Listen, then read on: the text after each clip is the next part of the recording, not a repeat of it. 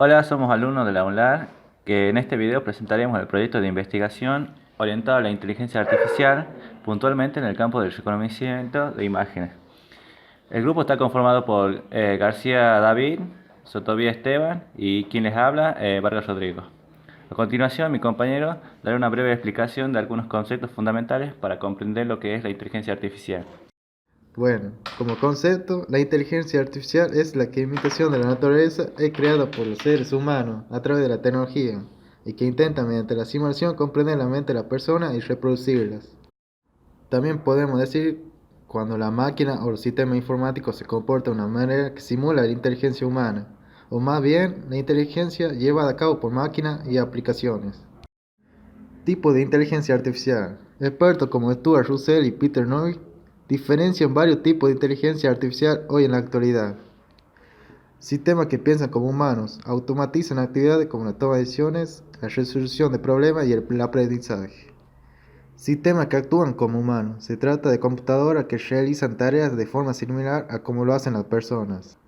Sistemas que piensan racionalmente, intentan emular el pensamiento lógico racional de lo humano. Es decir, se investiga cómo lograr que la máquina pueda percibir, razonar y actuar en consecuencia.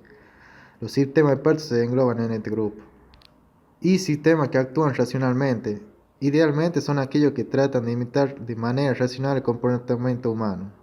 Una vez que ya hemos acotado qué es inteligencia artificial y sus tipos, pasamos a la definición de Machine Learning, que está muy relacionada con los avances y nuevo uso de la inteligencia artificial. Machine Learning o aprendizaje automático otorga a los ordenadores la capacidad de aprender sin haber sido programado de manera directa para ello, entrenándolo con miles de ejemplos para identificar patrones en los datos, para así actuar de forma anticipada posteriormente. Como ejemplo de Machine Learning podemos tomar a la empresa DeepMind. Esta empresa es conocida por haber creado una red neural que aprende a jugar videojuegos de una forma muy similar a como lo haría un ser humano.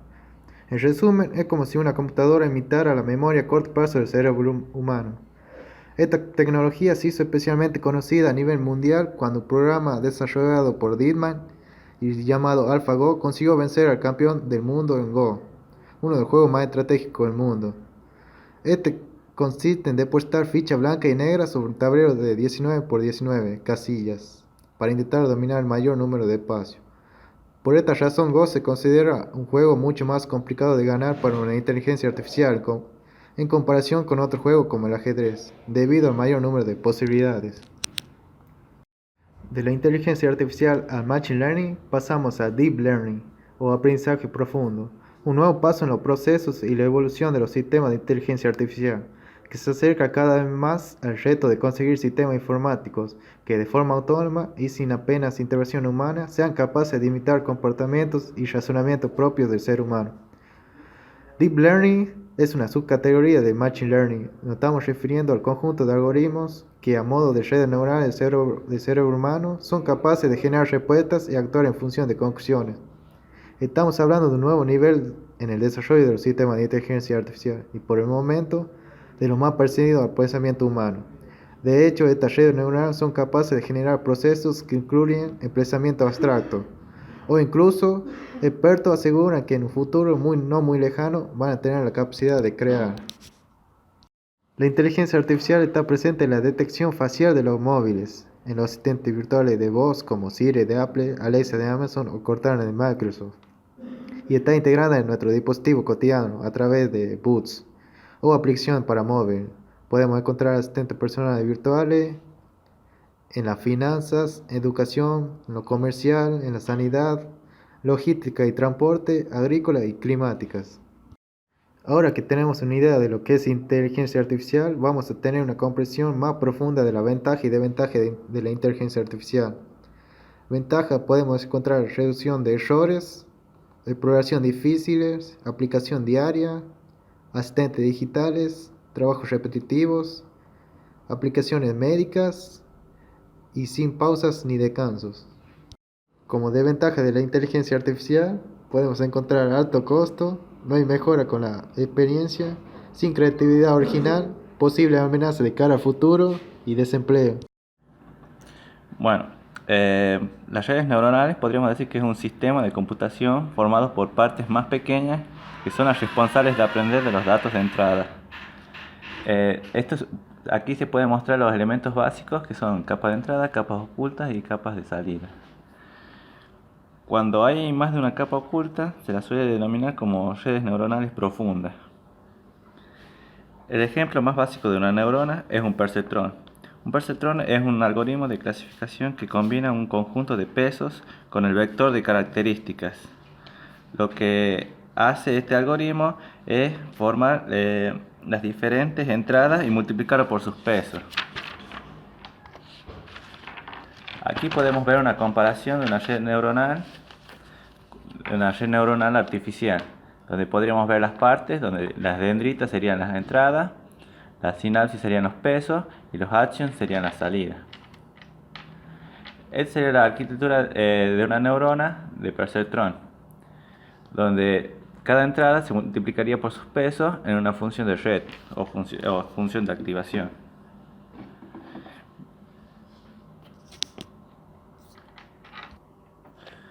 La función de activación calcula el estado de actividad de una neurona, transformando la entrada global menos el umbral en un valor de estado de activación, cuyo rango normalmente va de 0 a 1 o de menos 1 a 1.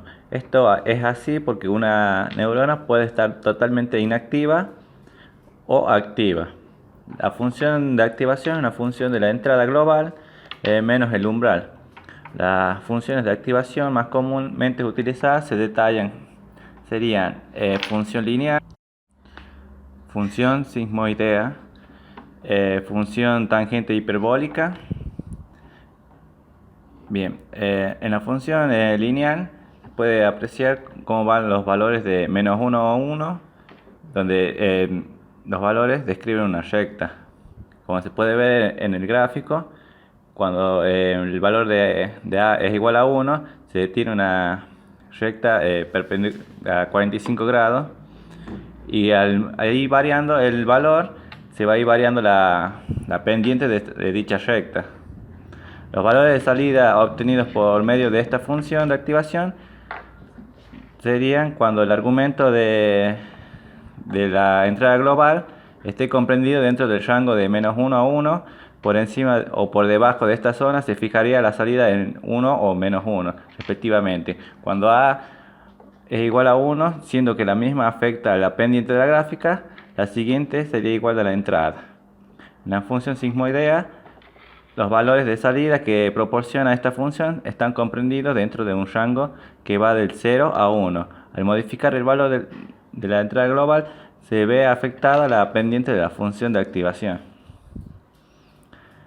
Bien, en los valores de la tangente hiperbólica, los valores de salida de la función estarían comprendidos dentro de un rango que va de menos 1 a 1. Al modificar el valor de la entrada global, se ve afectada la pendiente de la función de activación. En la función de salida, serían las dos más comunes serían ninguna, que este es el tipo de función más sencillo, tal que la salida es la misma que la entrada. Es también llamada función identidad, o la binaria, que es 0, 1. Si es 1, la activación es mayor a epsilon, de lo contrario es 0, donde el epsilon es el umbral. Bueno, como acotación a lo que venimos viendo sobre el Machine Learning, podemos decir que tenemos varios modelos, en este caso 3, los modelos geométricos que son construidos en el espacio de instancia y que pueden tener 1, 2 o múltiples dimensiones, X y Z. También tenemos los modelos probabilísticos que intentan determinar la distribución de probabilidades descriptoras de la función que enlaza los valores de las características con valores determinados. Y por último, los modelos lógicos, que transforman y expresan las probabilidades en reglas organizadas en formas de árboles de decisión. Luego, podemos nombrar algunos software que hacen uso del Machine Learning. Como software de código abierto, tenemos TensorFlow, que es una plataforma multilingüe y multiplataforma desarrollada por Google y licenciada como Apache 2. Apache Mahout, plataforma de Java de algoritmos escalables de aprendizaje automático, en especial en áreas de filtro colaborativo, clustering y clasificación. De lib tenemos como definición que es una biblioteca bajo licencia Boost para desarrollar en C++. Podemos hacer nombramiento de otras como ELKI, una plataforma para Java con licencia AGPLB3, digamos versión 3, Encode, H2O, Kanime, MLPY y MLPAC. Son algunos de software de código abierto que trabajan con TensorFlow. R, que es un lenguaje de programación estadístico con numerosas bibliotecas relacionadas al aprendizaje automático, como podría ser Python también, OpenCV, Tortilla de JavaScript o JS. Bueno, entre otras, también podemos nombrar algunas que son comerciales, es decir, son pagas. MATLAB, Neural Designer, Oracle Data Mining, entre otros. Bueno, tenemos que TensorFlow es una plataforma de código abierto que nosotros utilizamos para hacer correr o entrenar, mejor dicho, modelos de aprendizaje automático. Bueno, esta es, como ya dijimos, una plataforma de código abierto de extremo a extremo para la creación de modelos de aprendizaje automático, tanto para expertos como para principiantes. Relaciona varios datos en una red simultáneamente. Estos tipos de sistemas son capaces de construir y entrenar redes neuronales para detectar y descifrar patrones y correlaciones, análogos al aprendizaje y razonamiento usado por los humanos. Por ejemplo, puede reconocer varias palabras del alfabeto porque relaciona letras y fonemas. TensorFlow fue originalmente desarrollado por el equipo de Google Brain para uso interno en Google antes de ser publicado bajo la licencia de código abierto Apache 2.0 el 9 de noviembre de 2015. Como herramientas, si lo podemos llamar así, TensorFlow utiliza APIs de alto nivel. Entre ellas podemos ver o identificar Keras, que es una API de alto nivel de TensorFlow para construir y entrenar modelos de aprendizaje profundo. Eiger Execution es una API para escribir el código TensorFlow en forma imperativa, como si utilizaras NumPy. Importing Date son tuberías de entrada fáciles para llevar sus datos a tu programa TensorFlow. Estimators es una API de alto nivel que proporciona modelos completos listos para la capacitación y producción a gran escala. Bueno, como concepto o como acotación, que en la investigación que llevamos a cabo resurgió, encontramos un nuevo concepto en el ámbito de lo que es el procesamiento de imágenes, que es TPU. TPU es una unidad de procesamiento tensorial, en inglés Tensor Processing Unit, que es un circuito integrado desarrollado por Google específicamente para el aprendizaje automático, es decir, es un componente de hardware que es utilizado enfocado en lo que es TensorFlow y el procesamiento de imagen. En comparación con las unidades de procesamiento gráfico GPU, que a partir del 2016 se usan con frecuencia para las mismas tareas, estas unidades están diseñadas implícitamente para un mayor volumen de cálculo de precisión. Google también ha utilizado las TPU para el procesamiento de texto de StreetView y ha podido encontrar todo el texto en la base de datos de StreetView en menos de 5 días. En fotos, una TPU individual puede procesar más de 100 millones de fotos al día.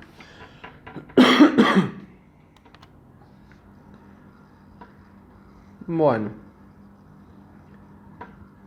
como herramientas también podemos mencionar que Keras como agregado es una API de alto nivel para construir y entrenar modelos de aprendizaje profundo, como ya habíamos mencionado antes.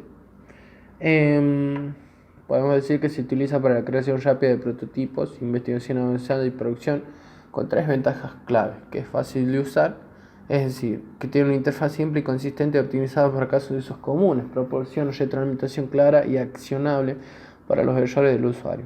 Es basada en modelo, es decir, las bibliotecas son modulares y compactables, se hacen conectando bloques de construcción configurables entre sí con pocas restricciones. También otra característica dice que es fácil de extender, o sea, es posible escribir bloques de construcción personalizados para expresar nuevas ideas para la investigación, crear nuevas capas, funciones de pérdida y desarrollar modelos de última generación. Otra de las herramientas que utilizamos en esta investigación y para poder crear modelos y hacerlos correr en un entrenamiento efectivo y eficiente es Python, que es un lenguaje de programación interpretado cuya filosofía hace hincapié en una sintaxis que favorezca un código legible. Y otra herramienta es Anaconda, que es una distribución libre, y esto hay que hacer hincapié, que es una distribución libre y abierta de los lenguajes Python y R. Entonces queda claro que Anaconda es una distribución libre y abierta de los lenguajes de Python y R, utilizado en ciencia de datos y aprendizaje automático, Machine Learning. Esto incluye procesamiento de grandes volúmenes de información, análisis predictivo y cómputo científico. Está orientado a simplificar el despliegue y administración de los paquetes de software.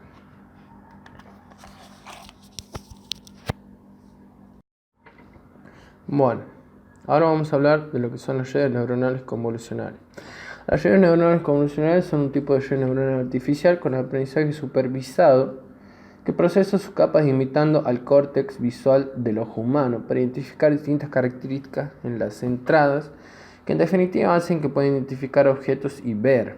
Para ello, las redes neuronales artificiales convolucionales contienen varias capas ocultas especializadas con una jerarquía. Esto quiere decir que las primeras capas pueden detectar líneas, curvas y se van especializando hasta llegar a capas más profundas que reconocen formas complejas como un rostro o la silueta de un animal.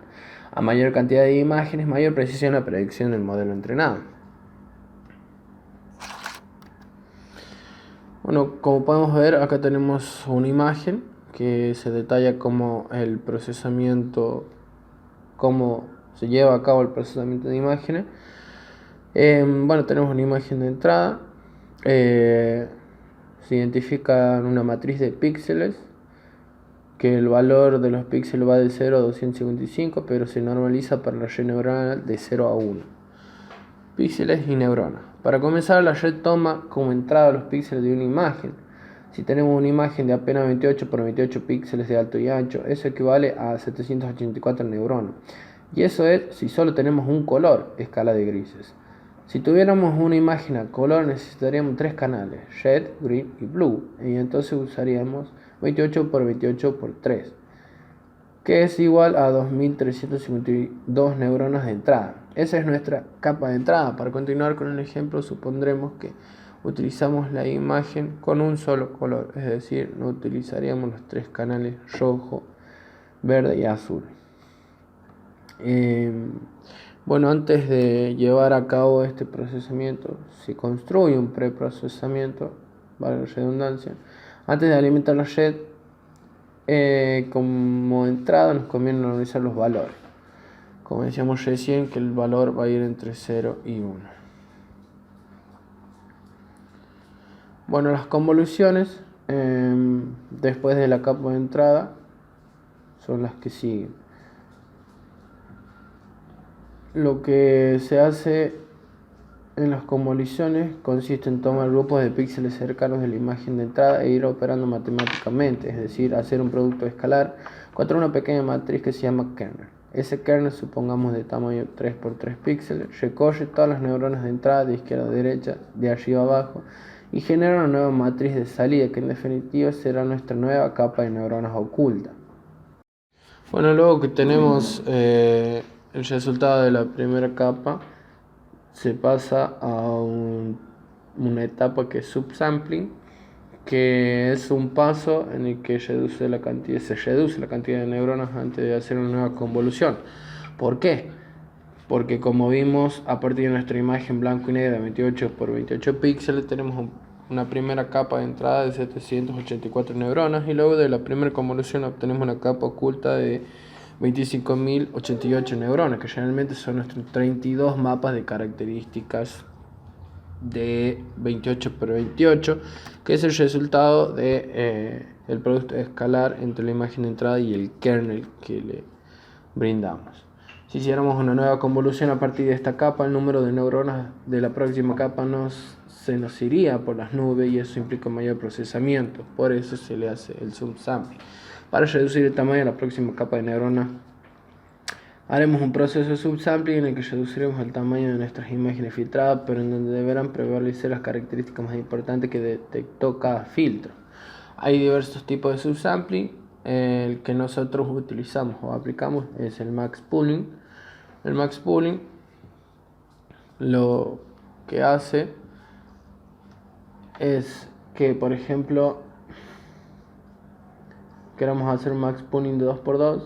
O sea, esto quiere decir que recorreremos cada una de nuestras 32 imágenes de características obtenidas anteriormente de 28×28 píxeles de izquierda a derecha, arriba a abajo. Pero en vez de tomar de a un píxel, tomaremos de 2×2, 2 de alto por 2 de ancho, 4 píxeles. E iremos preservando el valor más alto entre esos 4 píxeles, por eso es lo de max. En este caso, usando 2×2, la imagen resultante es reducida a la mitad y quedará de 14×14 píxeles. Luego de este proceso de subsampling nos quedarán 32 imágenes de 14×14, pasando de haber tenido 25.088 neuronas a 6.272, y son bastante y menos en teoría. Siguen almacenando información más importante para detectar características deseadas. ¿Esto termina así? No. Continúa. Después de una primera convolución, se hace una segunda convolución que se aplica el mismo procedimiento, pero la división de imágenes va a ir disminuyendo. Y por último y para terminar, lo que se hace después de haber hecho una segunda convolución, o más si se quiere, o dependiendo del caso, tomaremos la última capa oculta a la que hicimos subsampling, o el max pooling, que es lo mismo, que se dice que es tridimensional, por tomar la forma de nuestro ejemplo, 3×3×128, de alto, ancho y mapas, y la aplanamos. Esto es que deja de ser tridimensional y pasa a ser una capa de neuronas tradicionales de las que ya conocimos. Por ejemplo, podremos aplanar y conectar a una nueva capa oculta de 100 neuronas, feed forward. Entonces, a esta nueva capa oculta tradicional le aplicamos una función llamada softmax, que conecta contra la capa de salida final, que tendrá la cantidad de neuronas correspondiente con las clases que estemos clasificando. Si clasificamos perros y gatos, serán 2 neuronas. Si es el dataset numérico, serán 10 neuronas de salida. Si clasificamos coches, aviones o barcos, serán 3. Las salidas al momento del entrenamiento tendrán un formato conocido como One Hot Encoding, en que para perros y gatos será 1.0, 0.1, para coches, aviones o barcos será 1.0.0, 0.10 o 001. Y la función softmax se encarga de pasar a probabilidad entre 0 y 1 a las neuronas de salida. Por ejemplo, una salida 0,2 y 0,8 nos indica que 20% de probabilidad de que sea perro y 80% de que sea un gato. Y con eso terminamos y damos por terminada el trabajo y la investigación que llevamos a cabo con mis compañeros, dando como resultado un modelo entrenado con TensorFlow y librerías de TensorFlow, haciendo hincapié en inteligencia artificial.